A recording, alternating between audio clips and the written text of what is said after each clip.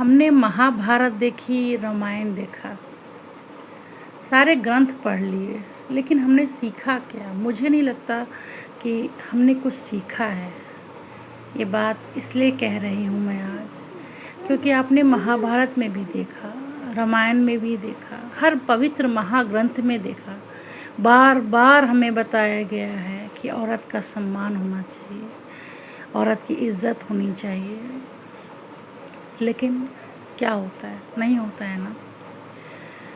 महाभारत में भी दिखाया गया। महाभारत में क्या, बहुत लोगों ने ये सोचा होगा कि द्रौपदी के साथ जो दृश्य अपनाया गया चीरहरण का, श्री कृष्ण जी ने उसके पर्सनल पॉइंट ऑफ व्यू से उसको मतलब दुशासन को सजा दिलवाई, लेकिन ऐसा नहीं था।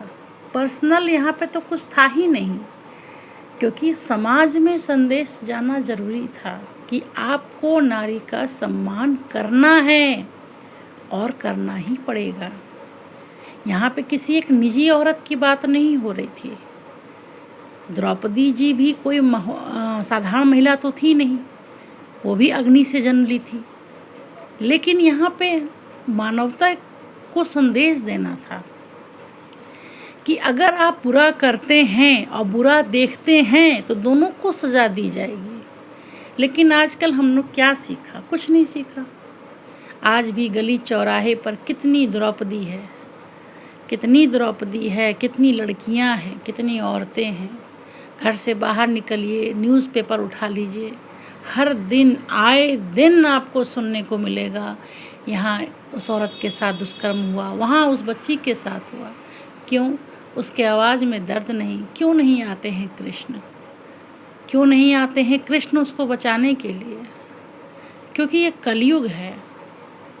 यहाँ पे हम आपको ही कृष्ण बनना होगा एक दूसरे के लिए।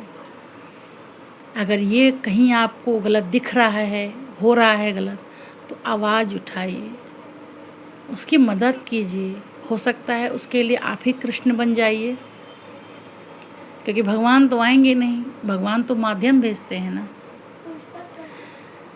क्योंकि नारी का सम्मान बहुत ज़रूरी है। बहुत हमने श्लोक भी पढ़ा है, कहानी भी पढ़ी है कि जहाँ नारी की पूजा होती है वहाँ देवता रहते हैं।